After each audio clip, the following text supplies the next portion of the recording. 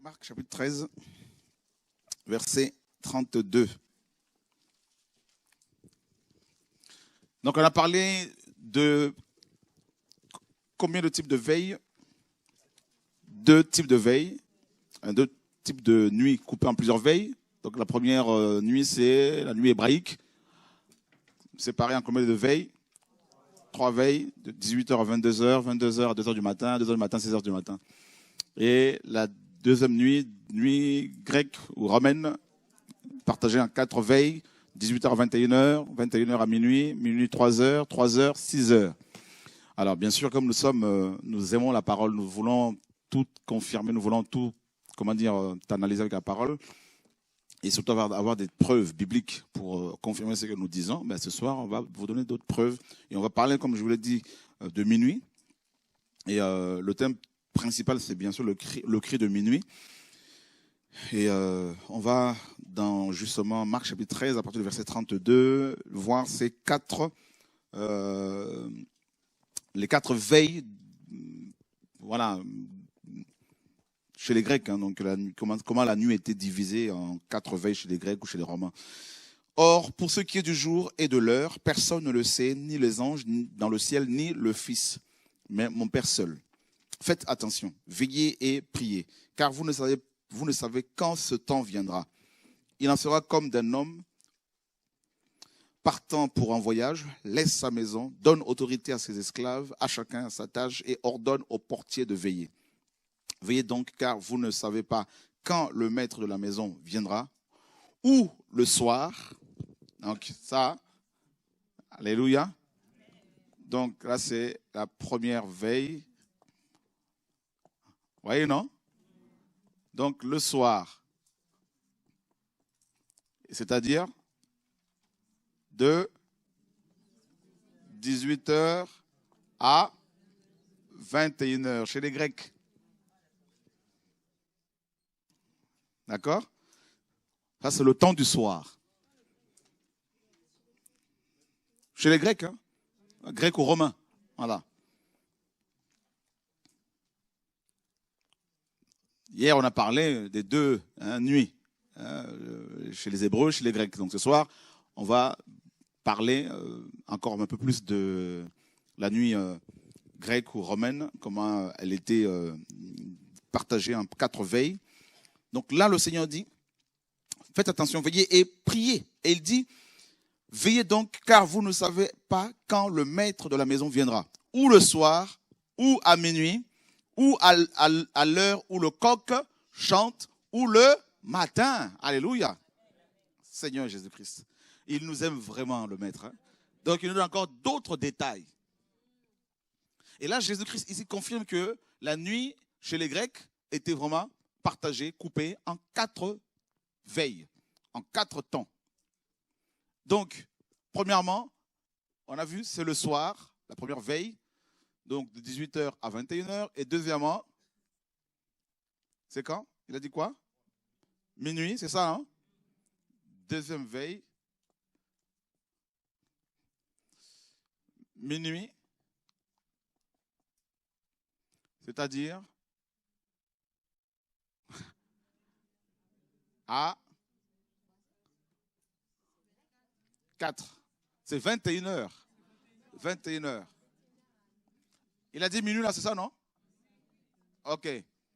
Donc, minuit, c'est ça. Donc, 21h à, c'est ça, voilà. 24 heures, ou minuit, voilà. Voilà, ça c'est minuit. La deuxième veille. D'accord? De 21h à minuit. Troisième veille, il dit quoi? Ah, je vous ai dit quoi hier? Le chant du coq.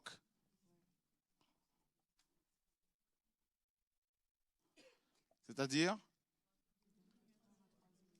de minuit à 3 heures. Donc ça veut dire que le coq a chanté, nous avons une belle information, une bonne information. Quand le coq a chanté, là, c'était entre minuit et 3 heures du matin. Voilà, c'est vrai que Pierre se réchauffait bien comme il faut là parce qu'il était tard.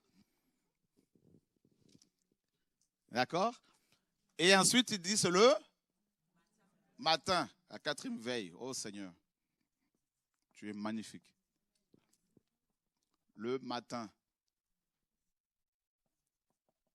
C'est-à-dire de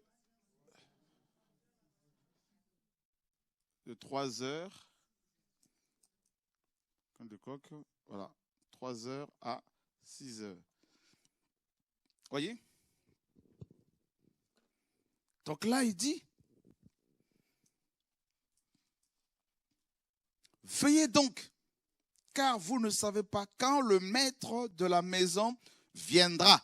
Et vous remarquerez que à minuit, veiller là, mes amis, là, à partir de minuit, c'est compliqué.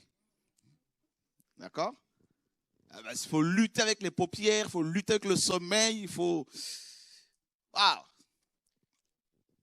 Donc, il y a beaucoup de tentations à minuit, sur le plan physique. Les paupières sont tentées, n'est-ce pas? Donc, le physique est exposé à une souffrance terrible. Eh bien, si vous, n'est-ce pas, transposez ça en esprit, et, vous allez voir que c'est la même chose sur le plan spirituel. Comme il est minuit, c'est-à-dire l'apostasie, nous sommes davantage sollicités par le péché. C'est pour cela qu'il dit qu'il faut veiller. D'accord? C'est-à-dire, nous sommes dans une époque où l'apostasie est telle que on a tendance à vouloir s'endormir sur le plan spirituel. C'est pour cela que beaucoup vont nous mettre la pression, il ne faut plus prêcher comme ça, il ne faut pas faire ci, il ne faut pas faire ça, parce que il y a tellement de tentations que beaucoup préfèrent ronfler, dormir, et c'est pas facile. Et il dit,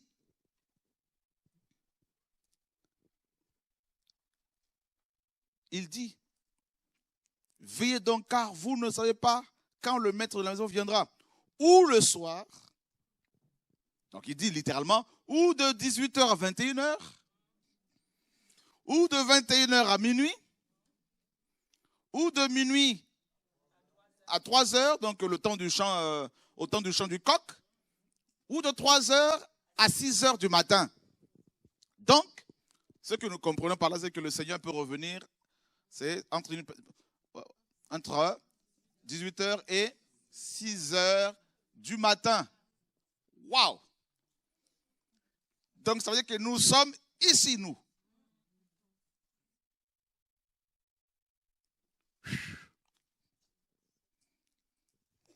Ça veut dire quoi? Ça veut dire que le matin, c'est le jour. Nous sommes d'accord. Ça y est, il dit bien. Hein? Donc ici, là, donc, on a la nuit. C'est ça la nuit, là. Ça fait combien de temps, là? 12 heures. Waouh! Alléluia. Donc, 12 heures de pleurs, de souffrance. Et ce n'est pas le jour, il ne viendra pas le jour. C'est pour cela qu'on parle du jour du Seigneur. Parce que ce sera la nuit. Parce que c'est un temps ce sera un temps tellement de ténèbres, ténébreux, qu'il faut un nouveau jour. D'où le jour du Seigneur. L'expression le jour du Seigneur. Le jour de Yahweh. Donc ça veut dire que, mes amis, là, le Seigneur est venu, il a trouvé le monde dans les ténèbres. Depuis la chute d'Adam, le jour du Seigneur s'est retiré. Vous comprenez? C'est pour cela que l'humanité court après le jour du Seigneur. Depuis la chute d'Adam, les ténèbres sont revenues. Les ténèbres qui avaient été chassées dans Genèse 1. Dieu sépara la lumière des ténèbres. Voyez? Donc la lumière a commencé à agir. Mais quand Adam a péché, il a fait appel aux ténèbres. Et depuis, nous sommes dans les ténèbres. Et le Seigneur nous dit dans Matthieu 4, le peuple qui marchait, il est dit, par Matthieu, qui marchait dans les ténèbres. On peut le lire. Matthieu chapitre 4. Jésus ayant, verset 12, appris que Jean avait été mis en prison, se retira dans la Galilée. Et ayant quitté Nazareth, il alla demeurer à Capernaum, ville maritime sur les confins de Zabulon et de Nephtali, afin que s'accomplisse ce qui avait été annoncé par Ésaïe le prophète en disant: le pays de Zabulon et le pays de Nephtali, de la contrée voisine de la mer, au-delà du Jourdain et la Galilée des gentils, ce peuple assis dans les ténèbres a vu une grande lumière. Et pour ceux qui étaient assis dans la région et dans l'ombre de la mort, la lumière elle-même s'est levée. C'est terrible ici, là. C'est-à-dire, ce n'est pas une lumière que quelqu'un fait lever.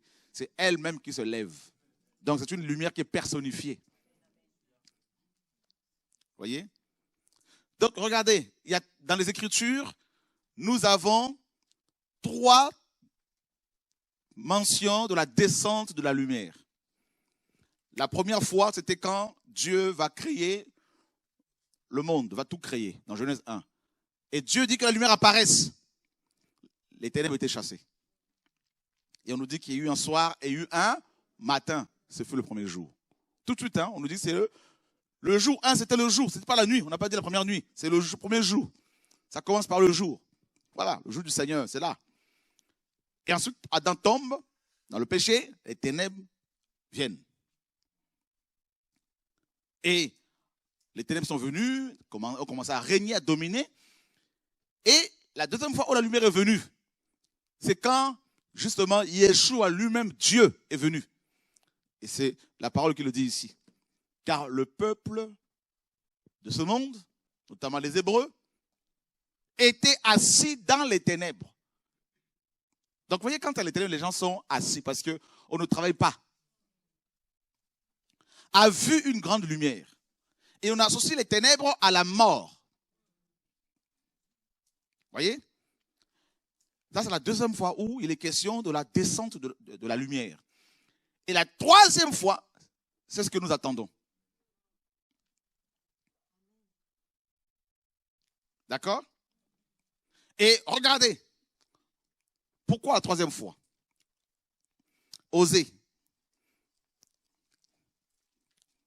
Seigneur, tu es magnifique. C'est des choses qu'il nous donne là.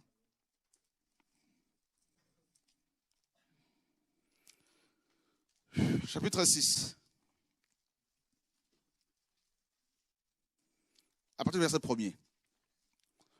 Venez, diront-ils, et retournons à Yahweh, car c'est lui qui a déchiré, mais il nous guérira. Il a frappé, mais il bandera nos plaies. Il nous rendra la vie dans combien de jours? Dans 2 jours. Et le 3e jour, il nous rétablira et nous vivrons en sa présence. Donc, parce que c'est le chiffre 3. Vous voyez? Donc, il y a eu les 2 premières fois où la lumière s'est manifestée. Mais la 3e fois, il est question de rétablir l'homme, la résurrection. Vous comprenez? C'est pour cela que nous attendons la descente définitive de la lumière, Yeshua. Donc, si on attend la lumière, c'est que nous sommes dans les ténèbres. Et effectivement, le monde entier est plongé dans les ténèbres. Le monde entier. Voyez? Et voilà maintenant notre situation. Et nous sommes maintenant, comme je voulais dire, nous sommes à quel niveau, à quelle époque, nous sommes à quel moment, à quelle veille de la nuit. Et nous sommes justement à minuit. Pourquoi la nuit? Pourquoi minuit? Vous allez dire, mais qu'est-ce que nous raconte tout ça là? Eh bien, écoutez, Paul a dit quoi? La nuit, on l'a lu, la nuit est avancée. Ah. Donc ce n'est plus le soir.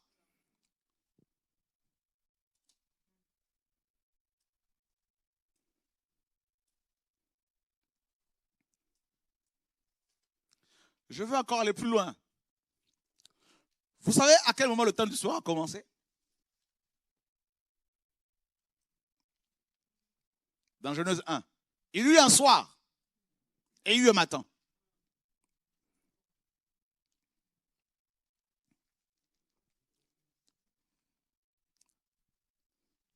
Vous comprenez ou pas? Au commencement, Dieu crée les cieux et la terre devint informe et vide. Et il y avait les ténèbres à la surface de l'abîme, et l'Esprit de Dieu se mouvait au-dessus des eaux. Et Dieu dit que la lumière apparaisse, et la lumière apparut. Et Dieu sépara la lumière des ténèbres, et il appela les ténèbres nuit, et le jour, la lumière jour. Il y eut un soir, et il y eut un matin. Donc le temps du soir. Il y eut un soir. C'est là qu'on a parlé du soir, là, pour la première fois. Vous comprenez? Maintenant, je suis convaincu que quand l'église est née, c'était les ténèbres en même temps, mais il y avait aussi le soir. Mais en fait, le temps du soir était déjà passé. Passé. C'était les ténèbres. Même à l'époque d'Ésaïe, Ésaïe le dit, hein, c'était les ténèbres. C'est écrit. Vous comprenez? Ou pas? Je recommence. Nous avons le soir, minuit, le chant du coq et le matin. On est d'accord? À quel moment le soir a commencé? Dans Genèse 1. Il y a eu un soir et il y a eu un matin. Donc là, on voit le soir déjà, là. Pour la première fois dans Genèse 1. Le temps du soir. D'accord? Les ténèbres étaient aussi là. Mais quand la lumière est venue, les ténèbres ne régnaient plus. Vous comprenez? Donc, on comprend que l'église est née au moment des ténèbres, donc dans la nuit. C'était même pas le soir, j'ai compris ça après. C'était dans la nuit. Parce qu'il est dit ici que le peuple qui marchait dans les ténèbres a vu une grande lumière. C'est quand Christ est venu pour bâtir l'église. Vous comprenez? C'est pour cela que Paul dit que la nuit est avancée. Donc ça veut dire que nous sommes vraiment plus proches maintenant du retour du Seigneur qu'il y a 2000 ans. Donc il est important que chacun de nous se prépare pour le départ.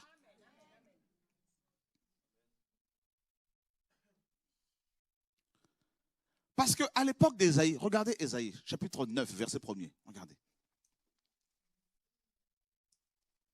En fait, c'est pour nous montrer l'urgence, l'imminence du retour du Seigneur. Ésaïe 9, verset 1er. Le peuple qui marchait dans les ténèbres voit une grande lumière. Et la lumière resplendit sur tous ceux qui habitaient le pays de l'ombre de la mort. Voyez? Donc Ésaïe, déjà à son époque, disait que c'était le temps des ténèbres. Là, nous rentrons dans le calendrier spirituel. Hein. On n'est pas dans les veilles, les 4 veilles physiques. Là, on rentre dans le calendrier, dans les veilles spirituelles, dans un temps spirituel, dans l'horloge divine. Et déjà à l'époque d'Ésaïe, c'était les ténèbres. C'était la nuit.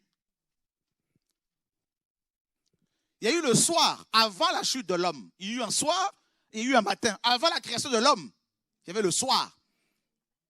Et les ténèbres étaient à côté, séparés, chassés. Vous voyez?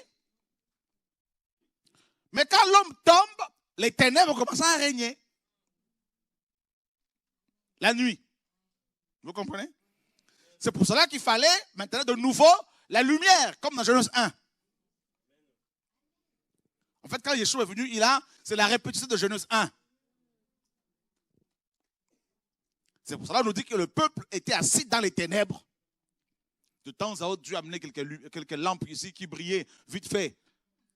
Comme Ésaïe, comme Abraham, des petits flambeaux, vite fait. Comme Jean, il a dit dans Jean 1, Jean était une lumière qui brille juste 1 heure. Et il a dit dans Jean 9, il dit, la nuit vient où personne ne travaille. Donc, vous voyez, il y a une succession de nuit. Nuit sur nuit, nuit sur nuit. Vous voyez, il y a des périodes comme ça, là.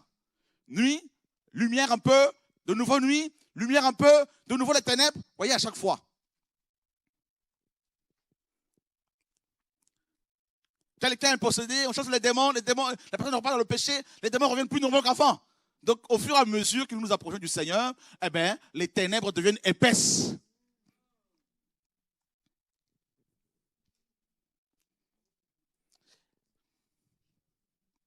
Vous comprenez les choses où?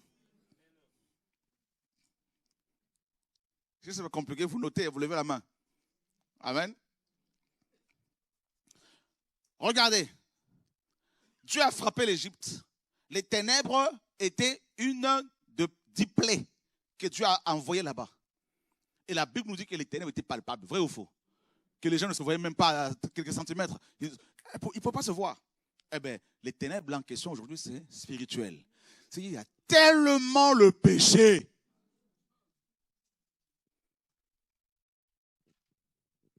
que les révélations de Dieu deviennent rares.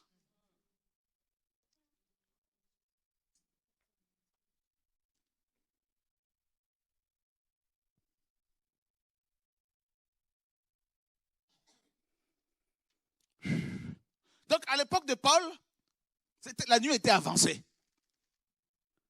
Donc, si la nuit était avancée, c'est que les ténèbres étaient déjà là, la nuit était déjà là. Mais, et nous, 2000 ans après, là, actuellement, on en est où? Ben, il est minuit. Il est minuit.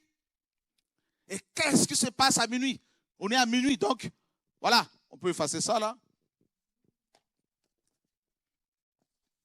Minuit. Oh Seigneur, sauve-nous.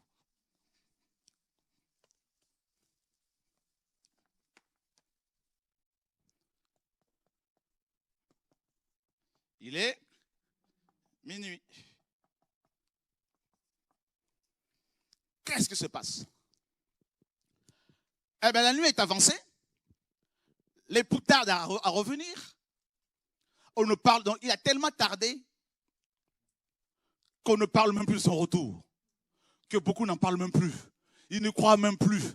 Comme Pierre l'a dit, il viendra des moqueurs. Sans leur moquerie disant, où est la promesse? C'est une promesse. Il a dit qu'il va partir, préparer des choses, des places pour revenir nous chercher. Ben, ils disent, mais où est la promesse? L'accomplissement de sa promesse. Donc, alors, vivant, mangeant, buvant. Et il a dit quoi? Ce qui arriva à l'époque de Noé et de Lot arrivera de même, pareillement. Les gens mangeaient, buvaient, mariaient, se mariaient, tout ça là. Et ils ne se doutèrent pas que le déluge allait les frapper. Ils ne se sont pas doutés. C'est exactement la même chose qu'aujourd'hui.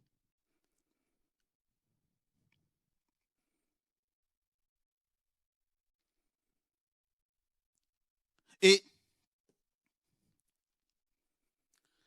les ténèbres, dans les ténèbres, il y a premièrement l'endormissement.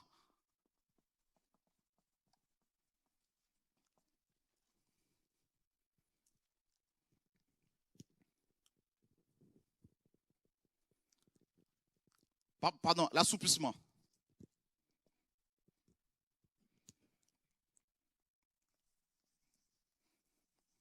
Il y a l'assoupissement, les gens sont assoupis.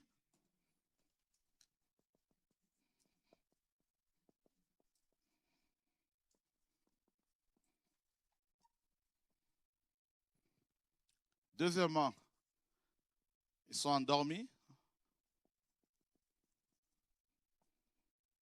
Donc, en gros, le sommeil ou encore la mort spirituelle.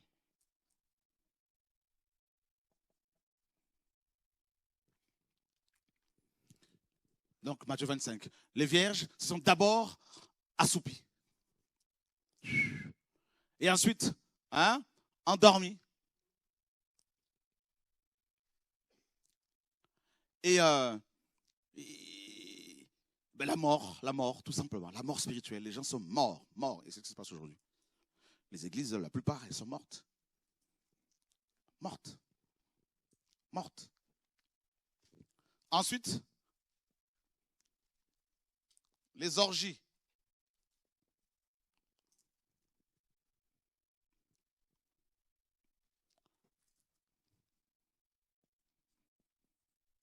La luxure.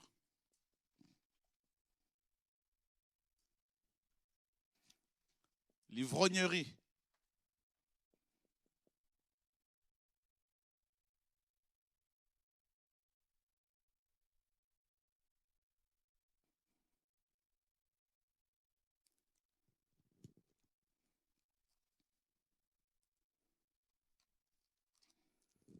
L'absence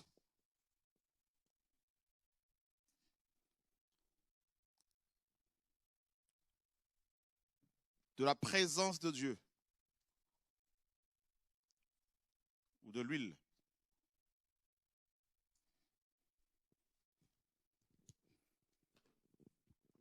Il y a beaucoup de choses. Quand on regarde la parabole des 10 vierges, on voit bien qu'elles sont assoupies d'abord. Ça commence petit à petit, on commence à négliger un peu certaines choses, tout ça. On commence à négliger un peu la sanctification, la vie de prière, de la méditation quotidienne de la parole de Dieu, tout ça. On commence à s'assoupir petit à petit. Hein? Et puis ensuite, hop, on est endormi, on ronfle. On n'est plus conscient de ce qui se passe autour de soi, de ce qui se passe dans le monde. Les événements mondiaux ne nous interpellent même plus. Vous voyez? Donc là, c'est la mort spirituelle. Et beaucoup, effectivement, sont morts. Beaucoup sont morts. Et les orgies, c'est des pratiques terribles. Et ça, chez les Grecs, c'était des sorties nocturnes. Les gens sortaient pour aller dans la forêt, pour aller pratiquer les orgies, aller boire, manger, ils se faisaient vomir volontairement pour de nouveau manger. Et la luxure, le péché sexuel à outrance, l'impudicité, l'adultère, la fornication, l'inceste, tout ce que vous voulez, la zoophilie, la totale. Masturbation, la totale, quoi. Tout ce que vous pouvez, tout le péché qui a trait au sexe. Voilà. Et c'est exactement ce que l'on voit, l'ivrognerie. L'ivrognerie ici, il faut aussi. Il y en a qui vont dire, mais moi je ne bois pas tout ça, nous on ne boit pas. Ben oui, mais il y a l'ivrognerie spirituelle. Les gens boivent le vin de la débauche. Les fausses doctrines qui nous enseignent que Dieu n'est pas, que Dieu est trois, alors que c'est écrit nulle part, que Dieu est trinitaire, c'est écrit nulle part. On se bat pour ça, les gens voilà, ils boivent ce vin-là. Et l'absence de la présence du Seigneur, l'absence de l'huile, et Dieu n'est plus là, il n'est plus. Voilà, il n'y a pas l'huile. Oui, ils ont des lampes. Mais il n'y a pas l'huile. La connaissance, oui, mais sans la vie. L'huile, c'est la vie de l'esprit, la vie de Dieu. Et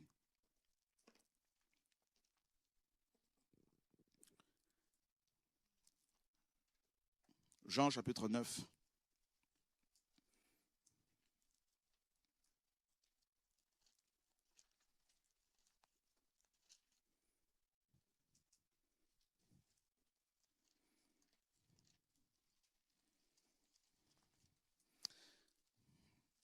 Comme Jésus passait, il vit un homme aveugle de naissance. Et ses disciples l'interrogèrent, disant, « Maître, qui a péché, celui-ci ou son père ou sa mère, pour qu'il soit né aveugle ?»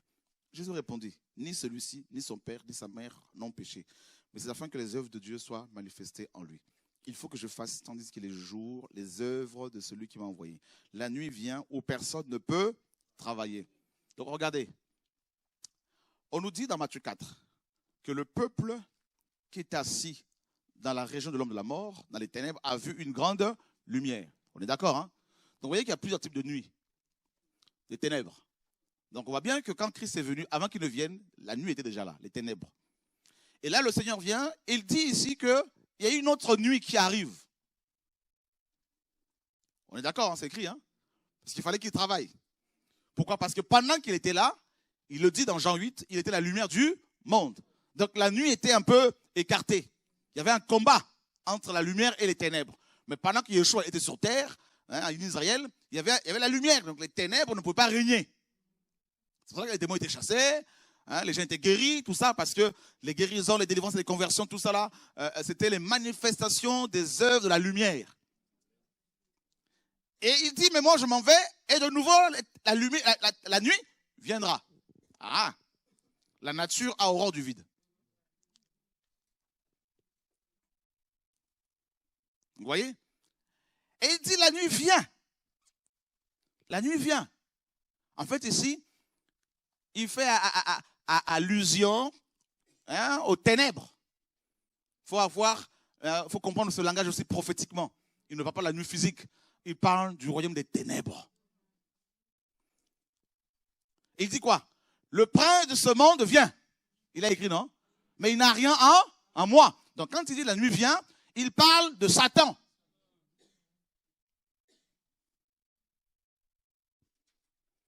Donc il associe Satan à la nuit. Vous allez me dire, mais c'est écrit où? Jean.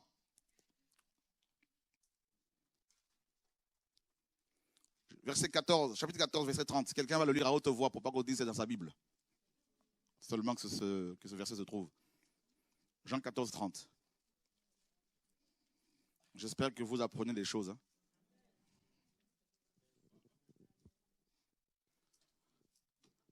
Est-ce qu'on peut le lire tous ensemble à haute voix? Jean 14, 30, c'est possible, mes amis? Tout le monde y est? Alléluia, gloire à Dieu. 1, 2, 3. Je ne parlerai plus guère avec vous, car le prince de ce monde vient, mais il n'a rien à moi. Waouh!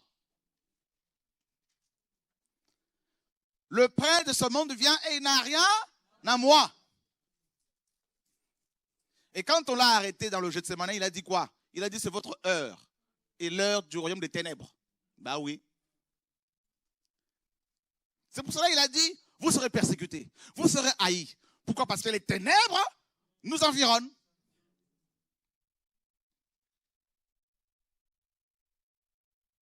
Seigneur, sauve-nous. Sorcellerie, c'est ça les ténèbres, c'est minuit. C'est le péché, hein? C'est l'apogée du péché. C'est le péché dans son apogée, le péché, c'est le paroxysme du péché, le paroxysme du mal, de la haine, la jalousie, le racisme, le tribalisme, tout ce que vous voulez. Vous voyez? La nuit, c'est le règne de l'Antichrist. Comme dans Exode, quand le Seigneur a envoyé les ténèbres sur le royaume de Pharaon. C'est le règne de Pharaon. Regardez dans Apocalypse. On nous dit quoi quand Dieu va déverser les coupes? On nous dit que le royaume des ténèbres, le royaume de l'homme impie va être frappé par des ténèbres épaisses. C'est écrit ou pas? Et les gens se mordaient de souffrance. Mais c'est ça. C'est les ténèbres du péché. Et c'est exactement ce que nous sommes. Actuellement, là, mes amis, là, si vous voulez vous situer là, dans l'horloge prophétique divine, eh bien, nous sommes à minuit. Et c'est pour cela que le monde va si mal. C'est pour cela que sur le plan économique, il y a des problèmes partout dans le monde. C'est pour ça que sur le plan familial, il y a la souche familiale est détruite. C'est pour ça que sur le plan religieux, eh bien, ça va mal. C'est le syncrétisme, le mélange de toutes les religions. Ces attentats partout, tout ce trouble que l'on voit, ce problème. Regardez, suivez les informations, vous allez voir ce qui se passe. Eh bien, c'est minuit, parce qu'il est minuit. Pourquoi minuit? Minuit, c'est quoi? C'est le mal qui atteint son apogée. C'est pour cela, tout de suite après, mes amis, c'est la troisième veille, c'est le chant du coq.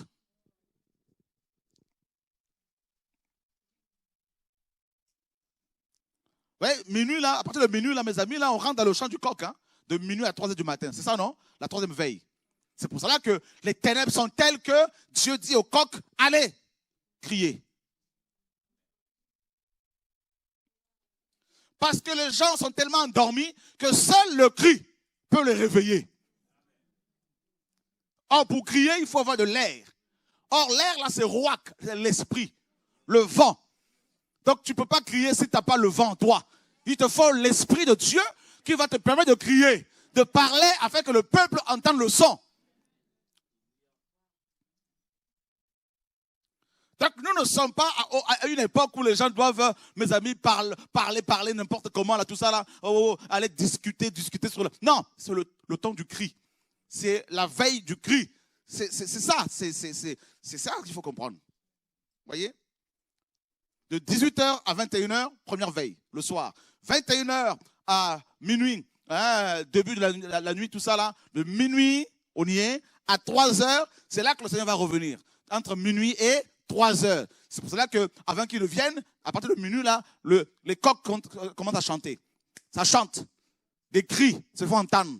Le retour à la parole. La sanctification. La crainte de Dieu. On les persécute. On les traite de tous les noms. On les lapide. On ne les comprend pas. Ces hommes et ces femmes. On les tue même. On les accuse faussement. N'est-ce pas? Mais ils continuent à crier. Ils continuent à annoncer l'évangile. Ils sont solitaires. Ils sont seuls. Ils ne sont pas adhérés à une organisation religieuse. Ils ne cherchent pas à être payés par les hommes. Ça crie. Vous voyez?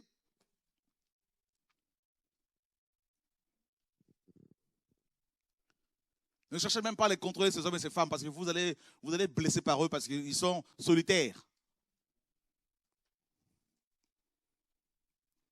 Les coqs. Vous ne pouvez pas demander à un coq d'aller enseigner.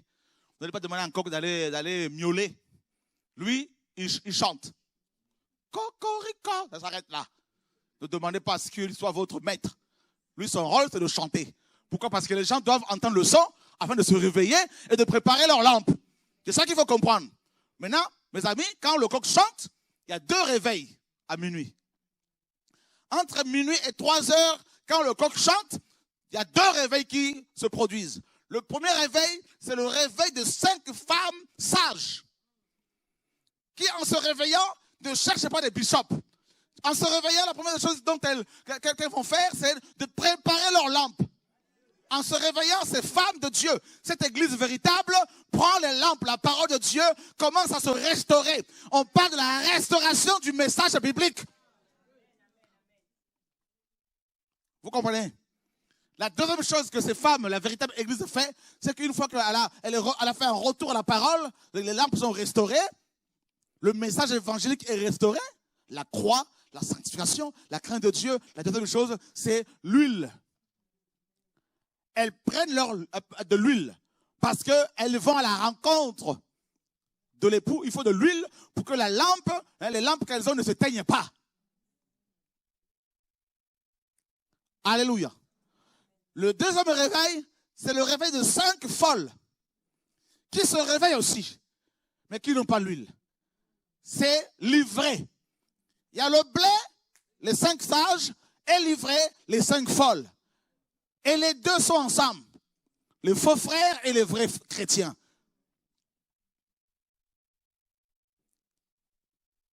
C'est pour cela que vous allez voir avec ce message, il y a des gens qui se disent, nous sommes pour ce message, pour l'évangile, mais qui font autre chose dans les coulisses. Ça, c'est les folles. Les vrais. Qui vous invitent chez eux pour aller prier chez eux, aller manger chez eux, faire des agapes, tout ça là. Les vrais.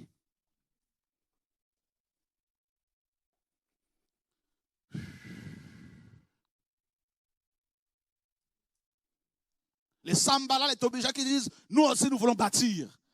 Mais avant que Michel ne soit appelé, on ne parlait pas de Sambala, de Tobija.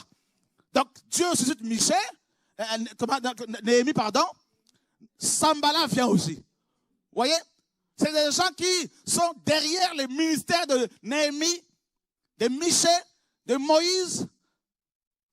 On ne peut pas parler d'Abiram, de Dathan, sans parler de Moïse. C'est le ministère de Moïse qui a fait que ces hommes-là existent. Alléluia! Est-ce que tu comprends quelque chose, frère? C'est ça qu'il faut comprendre. Je mets ça de côté parce qu'il y a des choses qui arrivent là.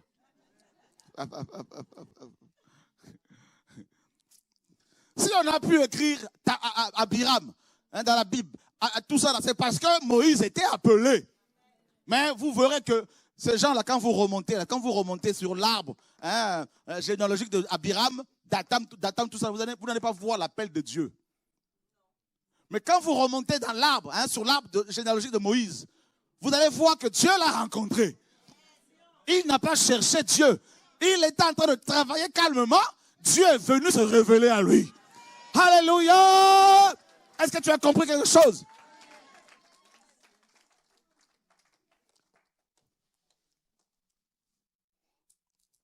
Comme ils n'ont pas de vent en eux, tel un ballon qui a un tout petit peu de vent qu'on a, quand on le perce, ça monte un peu. Mais arrivé à une certaine hauteur, où il y a des démons terribles, on ne peut pas percer. Parce qu'à un moment donné, l'air s'en va. Parce qu'il n'y a pas, et là, on retombe. Mais ceux qui ont l'air de Dieu, le roi, l'esprit de Dieu, ils vont continuer à monter, à se lever. Parce que c'est Dieu qui les élève. C'est Dieu qui les a établis. Et nous sommes à une époque, nous sommes à la 3e veille, et Dieu est en train de susciter, mes amis, ces voix prophétiques, ces hommes et ces femmes qui ont reçu ce message, qui courent ici et là, qui vont crier.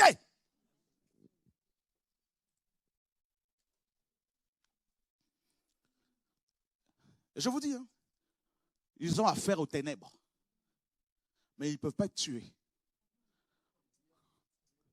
Parce qu'ils sont équipés, mandatés, couverts, protégés. Ils ont des chauffards, ils ont des épées, ils ont des chaussures, ils ont des manteaux. Et ils se lèvent, et ils font le travail. Au nom de Yeshua. Alléluia. Vous savez pourquoi beaucoup de gens se focalisent sur ces gens-là, ces hommes et ces femmes? Tout le monde veut parler de tout ça, là, tout le monde veut les critiquer. Parce qu'il y a tellement les ténèbres. Comme la lumière est sur eux. Donc on voit ce qui se passe autour d'eux. Parce qu'ils sont éclairés par la lumière du Seigneur. Vous voyez? Et ceux qui sont dans les ténèbres, même de loin, voient que là, il y a la lumière, là, mes amis, là. Au nom de Yeshua. Quand l'étoile s'est levée, les mages l'ont vu. Dans les ténèbres, l'étoile a commencé à briller. Je veux dire à quelqu'un ici, Dieu t'a mandaté, tu dois arrêter de pleurer, tu dois arrêter d'avoir de doutes. Femme, au nom de Yeshua, tu dois saisir ce temps-là. Jesus. Jesus. Dieu a permis que tu naisses dans une famille où il y a la sorcellerie. Dans les ténèbres, il a voulu, il a permis cela. Tu comprends? Il a permis cela. C'est pour montrer à ta mère qui t'a porté que malgré sa sorcellerie, elle n'a pas pu te manger, te becter. C'est pour permettre, pour montrer Jesus. Dieu a pris Moïse. Il était encore petit, un enfant. Dieu l'amène, n'est-ce pas? Dieu l'amène, n'est-ce pas, dans le palais de Pharaon. Parmi les magiciens qui invoquaient de Satan et des serpents se manifestaient. Dieu l'amène là-dedans. Dieu l'amène au pied de Pharaon. Et il dit à Pharaon, nourris-moi cet enfant-là. Et aucun magicien n'a vu que cet enfant-là allait le défier un jour. Jesus Christ. Hey!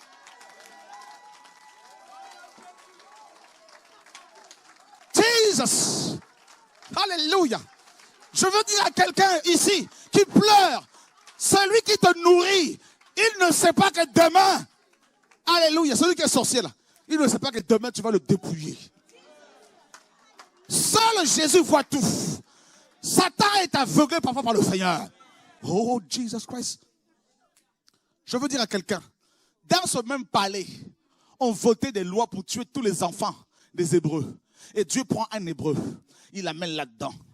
Et dit à Pharaon, le lait là, tu lui donnes aussi là. Et Moïse buvait ce lait là.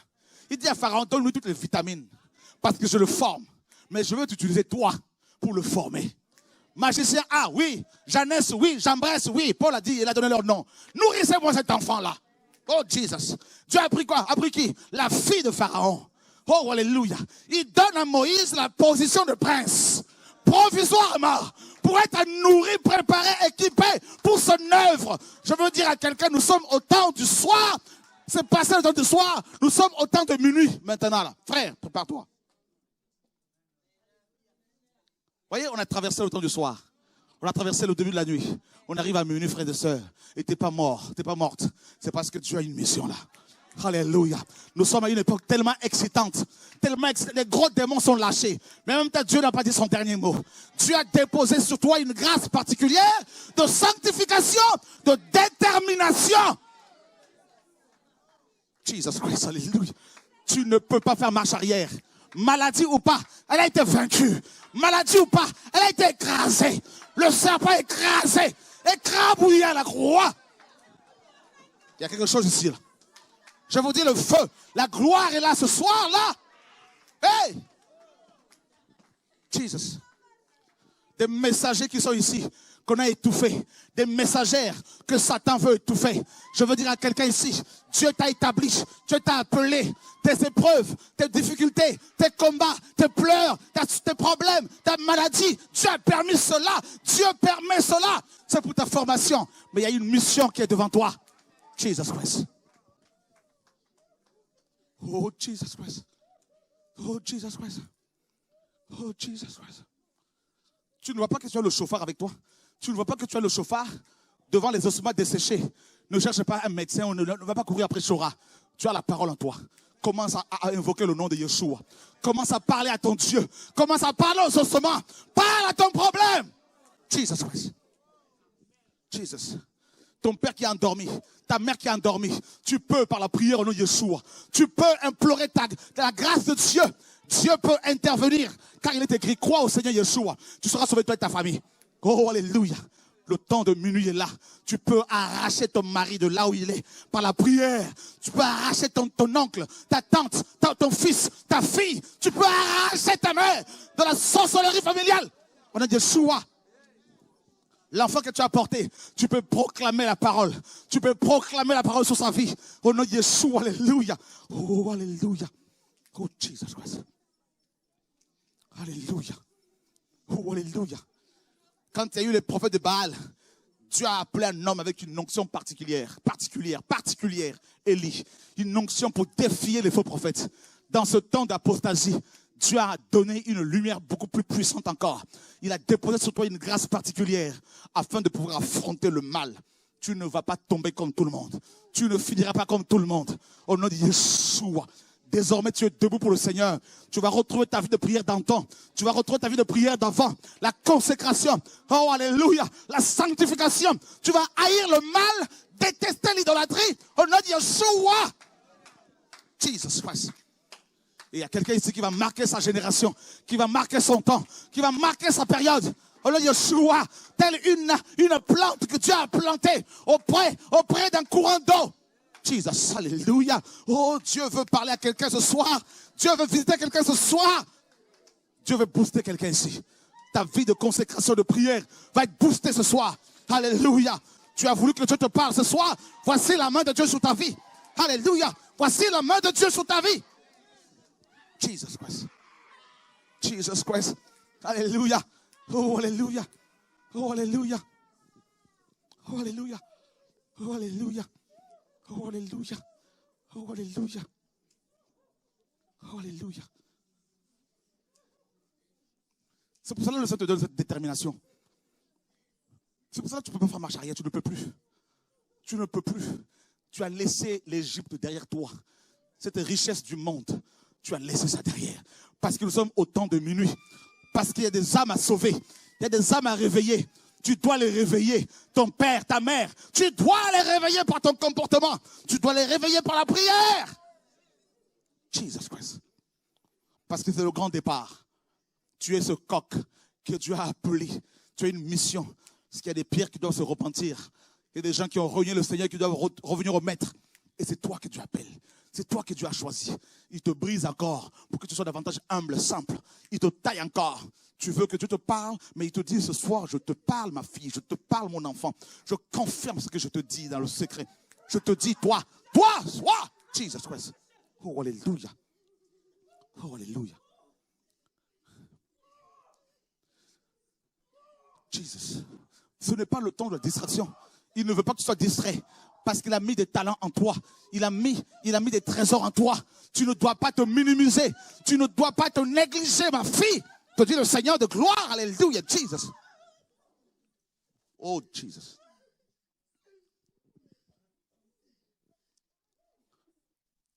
Voilà pourquoi tu souffres. Parce qu'il est minuit. Parce que le péché prend de l'ampleur. Parce qu'en minuit, on ne comprend pas les enfants de Dieu. On ne le comprend pas. On ne le comprend pas. Voilà pourquoi il faut que tu apprennes à marcher par la foi. Parce que c'est les ténèbres partout. On ne voit pas grand-chose. Et la parole dit, dans 1 Thessaloniciens 5, le Seigneur viendra comme un voleur. Oh Jesus. Oh Jesus. Oh, alléluia. Comme un voleur. Nous ne sommes pas des ténèbres pour que ce jour nous surprenne. Dieu voit tout ce que tu endures pour lui. Dieu voit tout ce que tu subis pour lui. Tout ce que tu as abandonné pour lui. Et il te dit, je sais ce que tu as abandonné pour moi. Mais souviens-toi de ce que moi j'ai fait pour toi à la croix. J'ai tout donné, ma vie, je te l'ai donné ma vie. Mon sang a coulé pour toi. J'ai été lapidé. On a craché sur moi, le Seigneur dit. N'est-ce pas? On l'a lapidé avec des paroles terribles. On l'a lapidé avec des paroles méchantes. On l'a traité de Belzébul. C'était comme si on le lapidait véritablement avec ces paroles, comme on pouvait dire à Jérémie, tuons-le avec la langue. Ouais. Parce que quand on a lapidé Étienne, c'est le Seigneur qui a été lapidé. Et Dieu dit, il a été rejeté. Parce qu'il t'aime. Parce qu'il nous aime. Parce qu'il t'a choisi. Parce qu'il t'a choisi. Le péché le blesse. Le péché, ton péché le blesse. Il est l'heure que tu comprennes. Il est temps que tu saisisses l'heure. Tu comprennes, que tu réalises qu'il est tard dans l'horloge de Dieu. Préparons-nous au retour du Mashiach. Jesus. La lumière se lève sur toi. Voilà pourquoi ce message est arrivé jusqu'à toi. Et personne ne te comprend. Bah oui, c'est normal parce que la lumière se lève sur toi. Pendant que le monde est dans les ténèbres, tout sur toi, Dieu se lève. Et quand tu as entendu ce message-là, tu ne pouvais plus continuer dans le mensonge, dans l'hypocrisie. Tu as pris cette décision qui t'a coûté cher, qui te coûte encore cher aujourd'hui. Ça te dit, continue à payer le prix, parce que je sais ce que j'ai mis en toi. Au nom de Yeshua, alléluia, gloire à Dieu. Continue à prier, continue à faire l'œuvre du Seigneur là où Dieu t'envoie. Parle, témoigne, en étant correct, en respectant les hommes, les femmes, en respectant tout le monde, tout ça, les autorités. Le Seigneur te dit par ta vie simple, par ta vie de sainteté, ma fille, je veux que tu sois un témoignage pour moi. Dieu dit, quand je te regarde, je veux être fier de plus en plus de toi, mon enfant, là. On dit, Yeshua, alléluia, gloire à Dieu. Oh, alléluia, oh, alléluia. Jesus. Oh, alléluia. Toi qui veux me plaire, toi qui pries pour cela, tu pries pour ça, tu gémis pour cela. Seigneur, je veux te plaire, c'est tout ce que je veux. J'entends ta prière. Alléluia, ma fille, j'entends ta prière. Tout ça, ta consécration, tu te réserves pour moi, tu te gardes pour moi. Là, le Seigneur te dit là, oh, alléluia, gloire à Dieu, gloire à Dieu, gloire à Dieu. Jesus. Wow. Et Dieu dit, qui enverrai-je? Et c'est toi que j'ai choisi. Qui enverrai-je pour parler de ma part? Parler de ma part. Qui enverrai-je? C'est toi que j'ai choisi. Alors ne t'arrête pas sur les pasteurs. Ne cherche plus les prophètes. Parce que viens vers moi. Car il est l'heure. Réveille-toi et reviens vers moi. Prépare ta lampe. Prépare la lampe. Médite la parole. Nuit et jour, médite-la. Mange la parole. Mange-la. Jesus.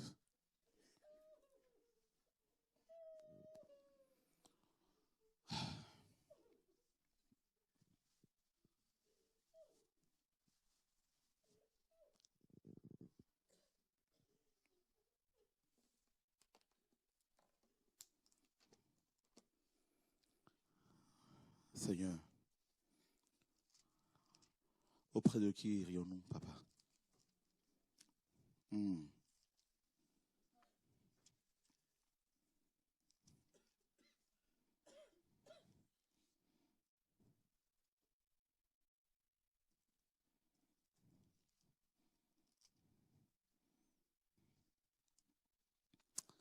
Waouh, Seigneur. Regardez bien, on va finir avec quelques versets là. Rapidement, on va lire Exode 11, verset 4.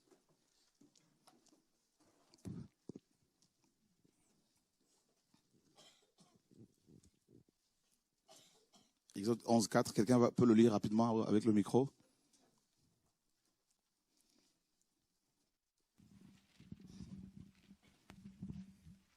Et Moïse dit, ainsi parle Yahweh, vers le milieu de la nuit, je passerai au travers de l'Égypte. Ah, à minuit, Dieu dit à Moïse qu'il allait passer vers l'Égypte. Vous voyez, non? Ça, c'est prophétique. Vous voyez, non? Ça colle avec Matthieu 25. À minuit, on dit, voici l'époux. Viens, aller à sa rencontre. Et Dieu dit à Moïse, dit au peuple, qu'au milieu de la nuit, à minuit, je passerai vers l'Égypte. Vers l'Égypte. Et c'est exactement ce qui se passe actuellement. Le Seigneur, bientôt, va passer par le monde, là. Il va prendre son peuple. Oh, alléluia. C'est la sortie, hein. C'est la sortie. Vous voyez, non? La sortie de l'Égypte. C'est l'enlèvement. Gloire à Dieu. Nous sommes dans Exode. Toujours 11, verset 12, 29, pardon.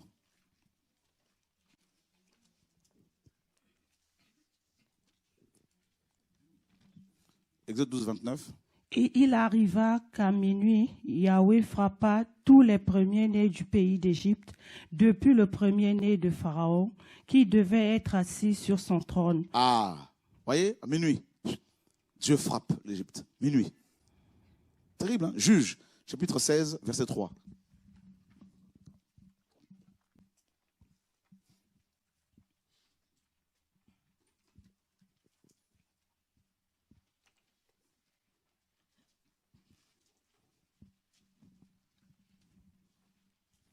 Samson demeura couché jusqu'à minuit. Au milieu de la nuit, il se leva. Ah! Donc, nous, chrétiens, la minuit, là, sur le plan spirituel aussi, hein, j'entends par là, il faut se lever. Amen. Bah oui, parce qu'on a entendu le son du chauffard et on se levait. Voilà, on s'est levé. Il faut se lever, comme Samson. Et qu'est-ce qu'il a fait ensuite?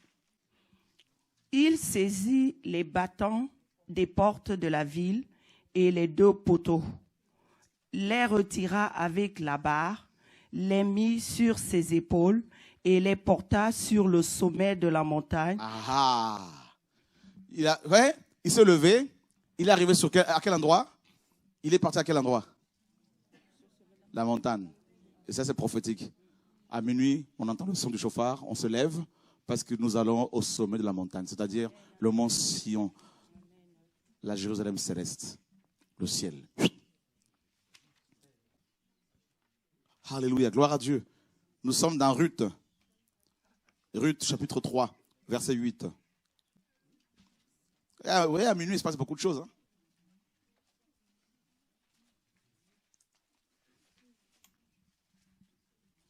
Au milieu de la nuit, cet homme eut peur et se tourna.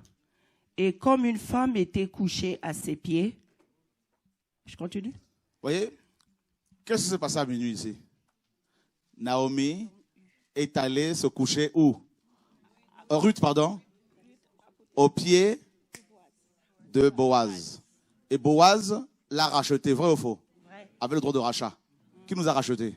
Jésus. Et à minuit, on doit se retrouver où? Au pied du Seigneur. Comme Marie était assise au pied du Maître et écoutait sa parole. Donc à minuit, on ne doit pas être ailleurs. Seigneur Jésus-Christ. C'est beau, hein? Amen. Et Ruth est une préfiguration de l'Église. Vous voyez? Elle sort du monde. Elle a été cherchée. Le Seigneur est parti la chercher ailleurs, Moabite. Hein? Et il fallait la racheter. Bah oui. Et c'est ce que Boaz a fait. Et elle est allée à minuit. Elle s'est faufilée. Et c'est là que Boaz, ben tiens, une femme là, à minuit. C'est là qu'elle a découvert qu'il y avait une femme là. Mais c'est ça. C'est à minuit là, mes amis, le Seigneur va nous prendre là, et puis là, on va se découvrir. Là. Seigneur, merci. Donc pendant l'apostasie, on ne doit pas être dans la distraction. Quand vous avez vu un tel a dit ça, un tel, non, on n'a plus le temps là. On n'a plus le temps, mes amis là. Nous là, chacun de vous doit être au pied du Seigneur. Amen. Ne me cherchez pas. Ne me cherchez pas. Ça, vous l'avez compris déjà, c'est bien. Ne me cherchez pas. Voilà. Seigneur, sauve-nous. Psaume 119, le verset 62. Psaume 119, 62. Psaume 119, 62.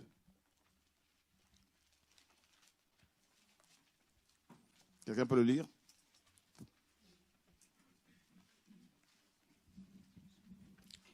Je me lève au milieu de la nuit pour te célébrer à cause des ordonnances de ta justice. Ah! Donc, vous voyez, quand on s'assied au pied du Seigneur à minuit, comme Ruth, c'est pourquoi? C'est pour, comme David l'a dit, pour le célébrer. Ah oui. Bah oui. Au milieu de la nuit, David se levait. Vous connaissez sa harpe. Voilà que tout le monde ronflait. Lui, il sacrifiait son sommeil. Seigneur, je t'aime. Oh, alléluia. Oh, Seigneur. Parfois même physiquement aussi, hein, il faut le faire, c'est bien, c'est important. Voilà, à minuit, là, tac, Seigneur, je vais veiller là, à prier là, pendant quelques temps. Seigneur, mon Dieu. Waouh. Seigneur. Waouh. Un roi. Chapitre 3, verset 20. Vous voyez? Paul et Silas chantaient les louanges du Seigneur à quel moment? À minuit. Acte 16, 25, n'est-ce pas? Ah bah oui. Ah bah oui. C'est fait exprès. Parce que Paul avait, en tant qu'hébreu, il savait qu'il fallait se lever à cette heure-là pour louer Dieu.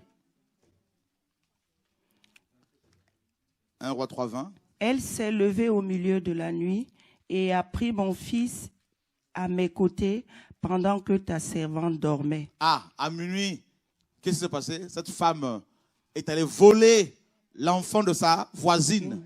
Bah oui, à minuit, il y a beaucoup de vols. C'est pour ça que ne laisse personne voler ton enfant. C'est-à-dire ta vision que tu t'as donnée, l'œuvre que tu t'as confiée. Alléluia. Ne laisse personne voler la grâce que tu t'as faite. Parce que c'est là que les voleurs viennent à minuit. Ah bah oui, frères et sœurs. C'est là que le Seigneur dit qu'il faut se lever pour veiller. Bah oui. Vous comprenez les illuminations que Dieu donne, hein? C'est une suite logique, hein? Pourquoi tu rigoles? Ah ouais, hein? Ah, Dieu est magnifique. À minuit, là, mes amis, là, les voleurs viennent. Ce que tu as reçu, là, ils vont voler ça à minuit. Pendant l'apostasie, c'est là que les gens veulent voler ta grâce. Tiens, viens, on va faire ci. Ah non, non, non, non, moi je ne tombe pas dans la rébellion. Je ne peux pas faire n'importe quoi. Je ne marche pas comme vous autres, là. Il est minuit, chacun doit se préparer, là. Oh, chacun pour soi d'abord, là, mes amis, là. Ah oui. Alors, cette femme est allée voler l'enfant d'autrui. Pourquoi? Parce qu'elle avait tué la sienne, le sien. Vous voyez? Elle avait tué le sien. Et là, elle s'est dit, bon, ben, je vais prendre l'autre là-bas, là, comme ça, comme le mien est mort, là, j'attrape l'autre. Ne laisse personne voler ta grâce. Chacun doit garder sa grâce. Combien de fois les gens n'ont-ils pas voulu voler ma grâce? Ah oui. Il ne faut pas prêcher comme ça, tu sais, il ne faut pas crier. Ah bon, Dieu m'a dit de crier. Vous ne pouvez pas me transformer en quelque chose d'autre. Ah non. Ah, il saute quand il prêche. Ben oui, mais c'est comme ça. Tu prends ou tu ne prends pas. C'est comme ça.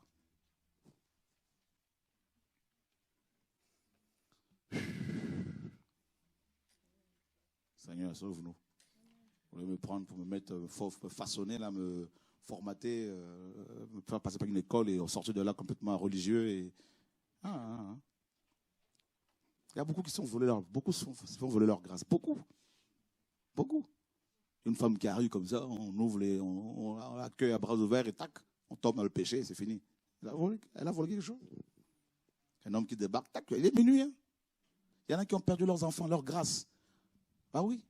Ils sont là à minuit, là, ils cherchent des enfants à voler. Bah oui. C'est chaud. Pourquoi? Parce qu'à minuit, on dort. Dans l'apostasie, les femmes sont séduites par des hommes, les hommes sont séduits par des femmes. À minuit, c'est la séduction. Il dit quoi? Le voleur ne vient que pour... Ah! Vous voyez, non? Jean 10. Bah oui, parce qu'à minuit, il vient voler cette femme-là. Vous voyez, hein? Une suite logique. Hein? C'est pour cela que là, à minuit, comme Ruth, il faut être du Seigneur. À minuit, comme David, il faut célébrer le Seigneur. À minuit, comme Paul et Silas, chanter le louange du Seigneur. C'est-à-dire dans l'apostasie, actuellement, là. C'est là qu'il faut chanter, adorer. Il ne faut pas être distrait. Parce que sinon, là, on part avec. Le temps de te réveiller comme ça, c'est fini, la grâce est partie. Trop tard. Pourquoi? Pour un plaisir de 5 minutes. Va maintenant retrouver ta vie d'avant, là, de prière. Ah oui. On peut te voler la grâce parce que tu entends des niaiseries, des bêtises tout le temps, tout le temps, tout le temps. Ah oui. Par rapport à ce que tu vois, par rapport à ce que tu touches, ce que tu manges. Fais attention.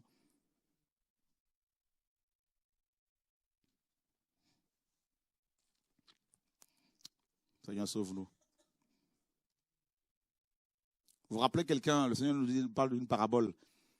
Il dit qu'il y avait un homme qui dormait avec sa famille et puis son ami est venu de loin. Hein, son ami est venu pour frapper à sa porte. Luc chapitre 11, verset 5.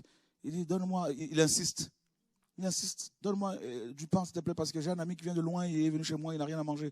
Et son ami de l'intérieur de la maison lui dit, mais écoute, il est minuit, je dors, ma femme et moi, et les enfants, nous dormons déjà. Donc on voit bien qu'à minuit, on dort.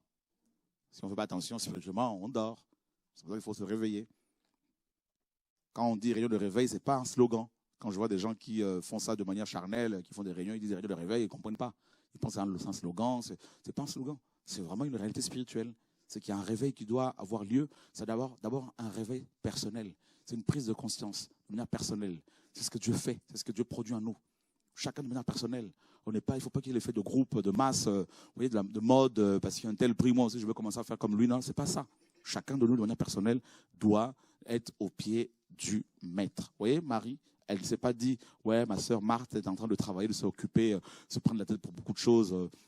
Je fais comme elle, tout ça. Là. Ne courez pas pour le ministère. C'est pas courez après la relation avec le Seigneur. Ne cherchez pas à prêcher comme nous, faire comme ça. Ceux qui ont voulu faire ça sont tombés. Voilà. Et quand on voit ces gens sur Facebook, leurs photos, ça expose leurs enfants, leurs femmes. Voilà, minuit. C'est ça. On se dit, mais lui aussi, il est dans. Ben oui, il est rattrapé parce que les enfants de Babylone retrouvent leur mère Babylone. C'est normal. Ben oui.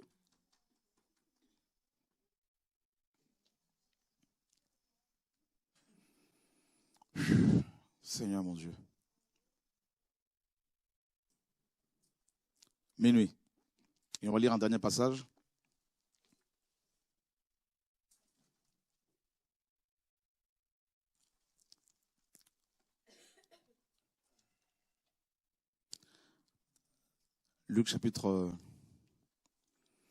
Actes chapitre 20, verset 7.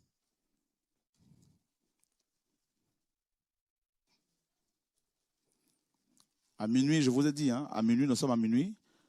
Il y a beaucoup de tentations, beaucoup de risques. On peut se faire voler la grâce, comme cette femme. On peut mourir.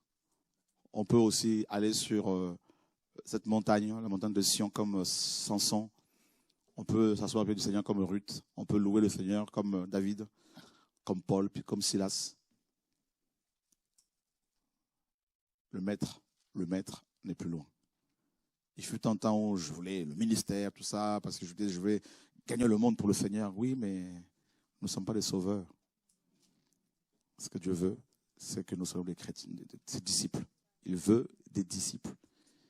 Il n'a pas dit, allez et faites des nations des apôtres, des prophètes, des prédicateurs, tout ça là. Non, des disciples. Voilà. Acte 20, 7, dit quoi?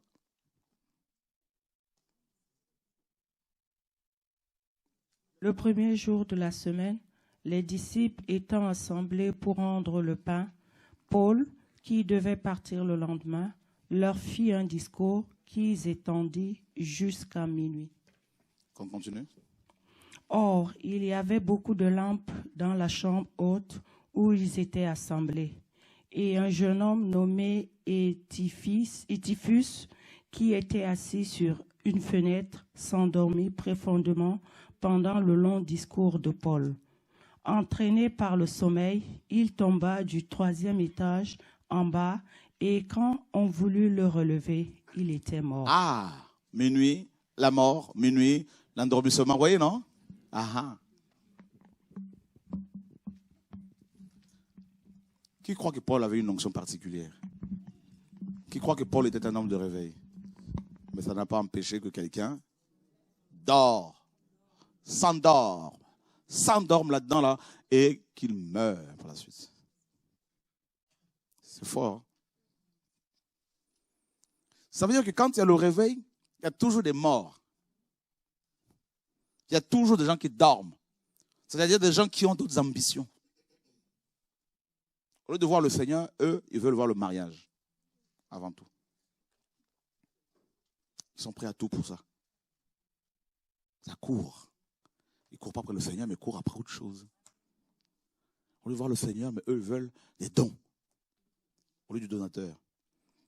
Au lieu de voir le Seigneur, eux, ils veulent autre chose. Vous savez, c'est comme Éticus, là. Et il meurt. Il s'est endormi profondément. En plein enseignement. Voilà ce qui peut se passer à minuit. Voilà ce qui se passe à minuit. Préparez vos enfants, préparez vos vies, préparons-nous. Et vous comprenez? Voilà. Demain, on va parler justement du retour du maître et du cri justement de minuit là.